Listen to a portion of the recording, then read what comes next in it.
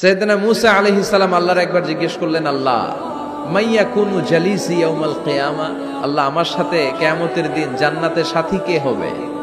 আল্লাহ বললেন, জালিসুকা ফিল জান্নাতি জাজ্জাফ, তোমার সাথী হবে কিয়ামতের দিন বিচার শেষে জান্নাতে যখন ঢুকবে তোমার সাথী হবে একজন কসাই। কসাই চিনেন? কি করে? গোশত কাটে। সাইয়েদনা মূসা আলাইহিস সালাম অবাক হলেন, ঘটনা কি? কসাই, আমি হইলাম নবী আর আমার সাথে জান্নাতে থাকবে? হাউ কাম ইটস পসিবল, এটা কিভাবে সম্ভব? আল্লাহ বললেন, নিজেই দেখে আসো এটা কেমন কসাই। সাইয়েদনা মূসা আলাইহিস সালাম ছদ্মবেশে কসাইয়ের দোকানে দাঁড়িয়ে রইলেন। দেখলেন স্পেশাল বিশেষ কোনো আমল নাই, কসাই শুধু গোশত কাটে, গোশত বিক্রি করে। দিন শেষে দোকান বন্ধ করে প্যাকেটের ভেতরে গোশত নিয়ে বাড়িতে রওনা হয়েছে। বাড়ির ভেতরে ঢুকে যাওয়ার পর সাইয়েদনা মূসা আলাইহিস সালাম ঘরের দরজার কড়া নাড়লেন। কসাই বলে, মান আনতা, তুমি কে? মূসা আলাইহিস সালাম বললেন, আনা মুসাফির, আমি মুসাফির, থাকার জায়গা নেই, আপনি যদি থাকার জায়গা দেন আপনার বাড়িতে থাকবো। কসাই বলে, আসেন।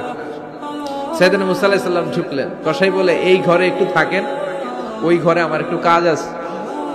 মূসা আলাইহিস সালাম বললেন, যান, কাজ সেরে আসেন। মূসা আলাইহিস সালাম খেয়াল করলেন ওই ঘরে মাচার উপর থেকে বয়োবৃদ্ধ এক নারীকে তিনি নামিয়ে গোসল করালেন, টাওয়াল দিয়ে গা মুছিয়ে দিলেন, নতুন জামা পরিয়ে দিলেন। এরপর দোকান থেকে আনা সুন্দর গোশতের টুকরাটারে নিজ হাতে কেটে রান্না করলেন। তারপর রুটি বানালেন, আর গোশত আর রুটি হাতে নিয়ে ওই মহিলার মুখে তুলে দিচ্ছেন। মহিলা খাচ্ছে, খায় আর বিড়বিড় করে কি যেন দোয়া পড়ে। সুবহানাল্লাহ পড়বেন না?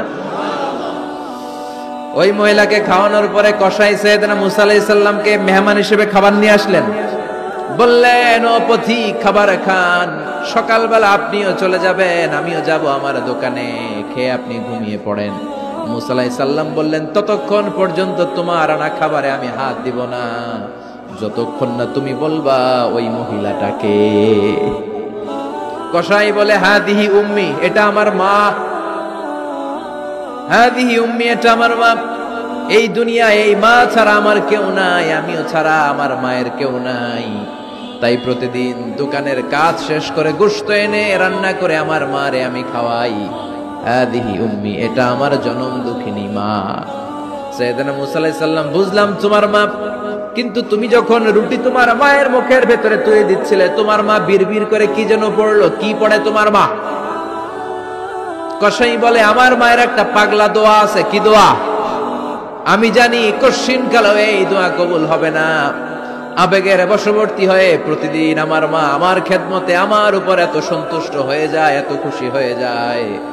আমার মা প্রতিদিন বলতে থাকে, আল্লাহুম্মা জাআল ইবনি জালিসা মূসা ইয়াউমাল কিয়ামা। ও আল্লাহ, আমার ছেলের খেদমতে আমি এত সন্তুষ্ট, আমার ছেলের উপর আমি এতটাই রাজি খুশি। শুনেছি এই জামানার সবচাইতে বড় পয়গম্বর, বনি ইসরাইলের সবচাইতে বড় নবী, ওই নবীর নাম নাকি মূসা। ও আল্লাহ, আমি এত কিছু জানি না, এত কিছু বুঝি না, এত কিছু চাই না, তোমার দরবারে শুধু একটাই চাওয়া, একটাই ফরিয়াদ, তুমি আমার ছেলেরে কিয়ামতের দিন মূসার সাথে হাসর নসিব করে দিও।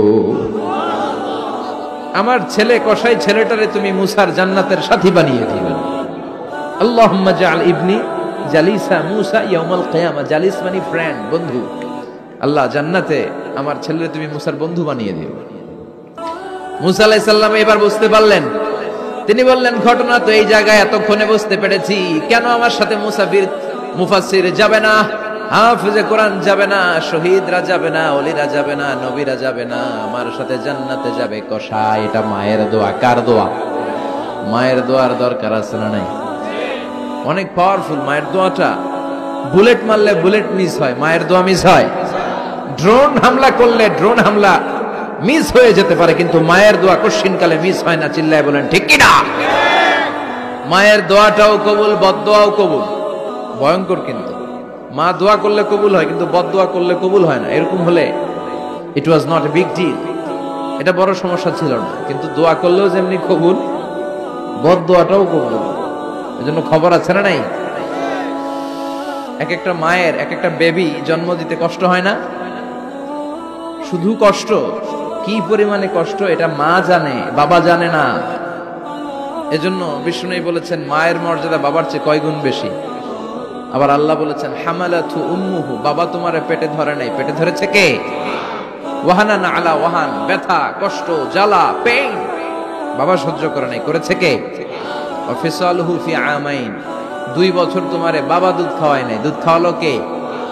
মায়ের এক ধারে দুধের দাম, কাটিয়া গায়ের চাম, পাপস বানাইলে ঋণের শোধ হবে না, এমন দরদি ভাবে কেউ হবে না আমার মাহা গো, এমন দরদি ভাবে কেউ হবে না আমার মাহা গো। ঠিক কিনা? বিষ্ণু বললেন লাউ কাতাআতা জিলদাক, গায়ের চামড়াগুলো কেটে কেটে রোদে শুকিয়ে যদি মায়ের পায়ের 2টা জুতাও বানিয়ে দাও, ছোটবেলা যে দুধ খেয়েছো সেটার এক ঢোক দুধের শোধ আদায় হবে না। এজন্য মা যে কি কষ্ট করে, এখানে বেশিরভাগই আমরা নরমাল প্রসেসে পৃথিবীতে এসেছি, তাই না? সিজারিয়ান বেবি খুব কম, থাকলে 1-2টা। নরমাল প্রসেসে একটা বাচ্চাকে ডেলিভারি করতে একটা মায়ের যে কত কষ্ট হয় আপনি কল্পনাই করতে পারবেন না। চিকিৎসা বিজ্ঞান বলে একজন সুস্থ মানুষ, ব্যথার একটা ইউনিট আছে, মাত্রা, ব্যথা মাপার একক, 45 ইউনিট পেইন বা ব্যথা একজন মানুষ সহ্য করতে পারে। ব্যথার তীব্রতা বা মাত্রা যদি 45 ইউনিটের বেশি হয়, যদি ছাড়িয়ে যায়, হয় লোকটা বেহুশ হবে নয় মরে যাবে। আমার আর আপনার মা যখন আমাদেরকে নরমাল প্রসেসে ডেলিভারি করেছেন তখন তারা 45 না 57 ইউনিট প্লাস 57 থেকে 60 ইউনিটের পেইনও তারা ছাড়িয়ে গেছে। 57 ইউনিটেরও বেশি ব্যথা তারা সহ্য করেছে, যেটা কোনো অ্যাক্সিডেন্টে আপনার দেহের 206টা হাড্ডি আছে তো 20টা হাড্ডি একসাথে কোনো অ্যাক্সিডেন্টে ভেঙে গেলে যত ব্যথা তার চেয়েও বেশি ব্যথা। এজন্য মায়ের মনে কষ্ট দেয়া যাবে? মায়ের মনে কষ্ট দিয়ে জীবনে কেউ সফল হতে পারে?